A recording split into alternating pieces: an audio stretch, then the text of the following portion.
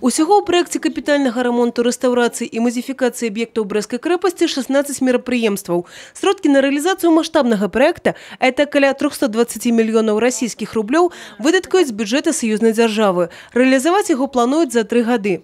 Это целый комплекс, начиная действительно от исследовательских работ в архивах, работы над архитектурно-художественным решением экспозиции, непосредственно работы по капитальному ремонту.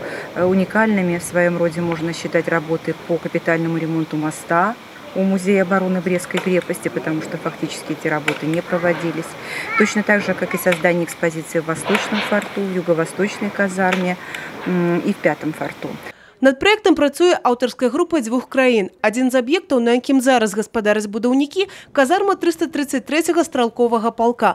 Вопыт у спецыялістаў значны. Яны прымалі ўдзел у рэстаўрацыі сядзібы немцэвічаў, косаўскага і ружанскага палацаў. Адна з асноўных задач – узмацненне скляпленняў. І калі зараз для наведвальнікаў па прычыне небяспекі ўваход забаронены, то ўжо на пачатку наступнага года ўсё зменіцца. Трудностей всего хватает, но мы знаем, что делать, поэтому работаем.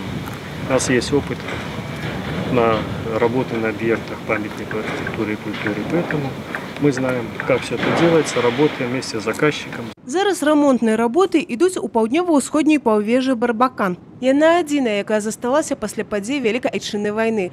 Тут размесціцца экспазіцыя «Летапіс Брестской крепости».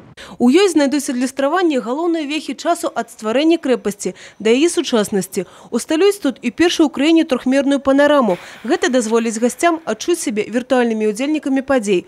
Ужо зараз праз кованыя вароты можна ўбачыць унутраны дворык. Да гэтага часу уваходу сюды для турыстаў не было. Обновили реставраторы и аутентичную цеглу 19-го стагоддзя. Для лепшага визуального эффекту по вечерах будет выкарыстоўвацца специальное подсвятленне. Уже у верасні завершатся будаўнічыя работы, а сама экспозиция пачне працаваць у снежні. Евгений Мороз, Юрий Плинда, телерадиокомпания «Брест».